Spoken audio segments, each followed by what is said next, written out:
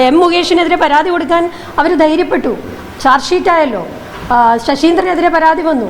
Swapna Suresh Kadakampally സുരേന്ദ്രനെതിരെയും Thomas ഐസക്കിനെതിരെയും പരാതി പറഞ്ഞു. അവരൊക്കെ വീണ്ടും വലിയ വലിയ പോസ്റ്റുകളിലിരിക്കുക. ഗോപി കോട്ടമുറിക്കൽ കേരള ബാങ്കിൻ്റെ ചെയർമാനാണ്. പി കെ ശശി KTDCയുടെ ചെയർമാനാണ്. പി ശശി പൊളിറ്റിക്കൽ സെക്രട്ടറിയാണ്. ആരെയാണ്? MLA CPM MLA മകളുടെ പരാതിയാണ് ഉണ്ടായിരുന്നത്. അതുപോലും പാർട്ടിക്കുള്ളിൽ തീവ്രത അളന്നുകൊണ്ടിരിക്കുകയാണ് അവരുടെ വനിതാ നേതാക്കൾ, ശ്രീമതി ടീച്ചർ ഉൾപ്പെടെയുള്ള ആളുകൾ തീവ്രത അളന്നുകൊണ്ടിരിക്കുകയാണ്. ഞങ്ങൾ അങ്ങനെ ഞാൻ പറഞ്ഞത്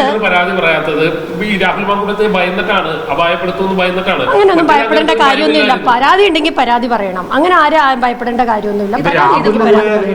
നിലവിലൊരു നടപടി എടുത്തിരിക്കുകയാണല്ലോ. നിലവിൽ വളരെ മാതൃകാപരമായ ഒരു നടപടി എടുത്തിട്ടുണ്ട്. മറ്റൊരു രാഷ്ട്രീയ പാർട്ടികളും ചെയ്യാത്ത രീതിയിലുള്ള നടപടി എടുത്തിട്ടുണ്ട്. ഇനി മുമ്പോട്ടുള്ള കാര്യങ്ങൾ KPC ആലോചിച്ച് തീരുമാനിക്കും. ഇന്നലെ വൈകുന്നേരം അത്തരത്തിലുള്ള ആലോചനകൾ നേതൃത്വ തലത്തിൽ AICCയിലും അതുപോലെ തന്നെ KPC നേതൃത്വവും ഒക്കെ കൂടി ആലോചിച്ച് മുമ്പോട്ട് പോകുന്നുണ്ട്. എന്ത് വേണം എന്നുള്ളത് കൂടി ആലോചിച്ച് തീരുമാനിക്കും. വനിതാ നേതാക്കളടക്കം ആവശ്യപ്പെടും.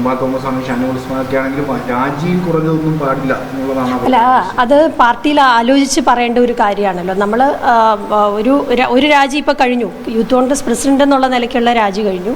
ഇനി ജനപ്രതിനിധി എന്നുള്ള നിലയ്ക്ക് ഈ മറ്റൊരു കാര്യമുള്ളത്, കേരളത്തിലോ രാജ്യത്തോ സംഭവിക്കാത്തതാണ് ഒരു ജനപ്രതിനിധി ഇത്തരം ഒരു ആരോപണം ഉയരുമ്പോൾ. കൺവിക്റ്റഡ് ആയാൽ രാജിവെക്കും തീർച്ചയായിട്ടും. പക്ഷേ ആരോപണം ഉയരുമ്പോൾ രാജിയെപ്പറ്റി ചിന്തിക്കുന്നത് കോൺഗ്രസ് എന്ന പ്രസ്ഥാനം മാത്രമാണ്. അത് ആലോചിച്ചതാണ്. അത് എന്ത് ചെയ്യണം എന്നുള്ളത് മറ്റ് ലീഗൽ ഒപ്പീനിയനും കൂടെ എടുത്തതിന് ശേഷം മാത്രമേ തീരുമാനിക്കുകയുള്ളൂ. 6 മാസത്തിലധികം തെരഞ്ഞെടുപ്പിലേക്ക് പോകാനുണ്ട്. അതുകൊണ്ട് തന്നെ അവിടെ ഒരു ജനപ്രതിനിധി എന്നുള്ള നിലയിൽ അല്ലെങ്കിൽ കോൺഗ്രസ് ഒരു ജനപ്രതിനിധിയെ പിൻവലിക്കുന്ന ഒരു സാഹചര്യം ഉണ്ടാകരുത് എന്നുള്ളതൊക്കെ ആലോചനയിൽ വരും. അതെന്താണെന്നുള്ളത് ഒരു ഫൈനൽ തീരുമാനമായിട്ടില്ല.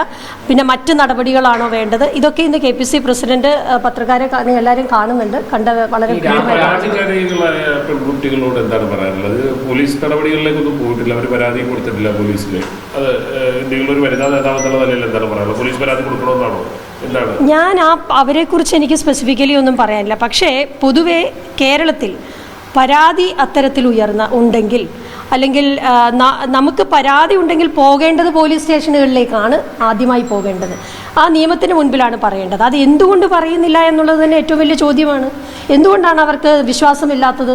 ഈ കേരളത്തിലുള്ള നിലവിലുള്ള ആഭ്യന്തര വകുപ്പിനെ, നിയമത്തിനെ എന്തുകൊണ്ടാണ് ഇവർക്കൊന്നും വിശ്വാസമില്ലാത്തത് എന്നുള്ള ഒരു തീർച്ചയായിട്ടും ഒരു സംശയമുണ്ടല്ലോ. അങ്ങനെ ആകാൻ പാടില്ല. യഥാർത്ഥത്തിൽ എല്ലാ പെൺകുട്ടികളും പരാതി വരുന്നത് ഇപ്പോൾ ഇവർ മാത്രമല്ലല്ലോ, എത്രയോ പരാതികളുണ്ട്, എത്രയോ പേര് പരാതി കൊടുത്തിട്ടുണ്ട്. അപ്പോൾ പരാതി ഉണ്ടെങ്കിൽ പരാതി കൊടുക്കും. എം മുകേഷിനെതിരെ പരാതി കൊടുക്കാൻ അവർ ധൈര്യപ്പെട്ടു. ചാർജ് ഷീറ്റായല്ലോ. ശശീന്ദ്രനെതിരെ പരാതി വന്നു. സ്വപ്ന സുരേഷ് കടകംപള്ളി സുരേന്ദ്രനെതിരെയും തോമസ് ഐസക്കിനെതിരെയും പരാതി പറഞ്ഞു. അവരൊക്കെ വീണ്ടും വലിയ വലിയ പോസ്റ്റുകളിലിരിക്കുക. ഗോപി കോട്ടമുറിക്കൽ കേരള ബാങ്കിൻ്റെ ചെയർമാനാണ്. പി കെ ശശി KTDCയുടെ ചെയർമാനാണ്. പി ശശി പൊളിറ്റിക്കൽ സെക്രട്ടറിയാണ്. ആരെയാണ്? MLA CPM MLA മകളുടെ പരാതിയാണ് ഉണ്ടായിരുന്നത്.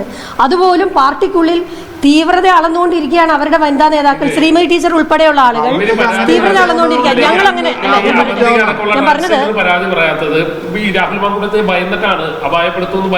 അങ്ങനെയൊന്നും ഭയപ്പെടേണ്ട കാര്യമൊന്നുമില്ല. പരാതി ഉണ്ടെങ്കിൽ പരാതി പറയണം. അങ്ങനെ ആരും ഭയപ്പെടേണ്ട കാര്യമൊന്നുമില്ല. പരാതി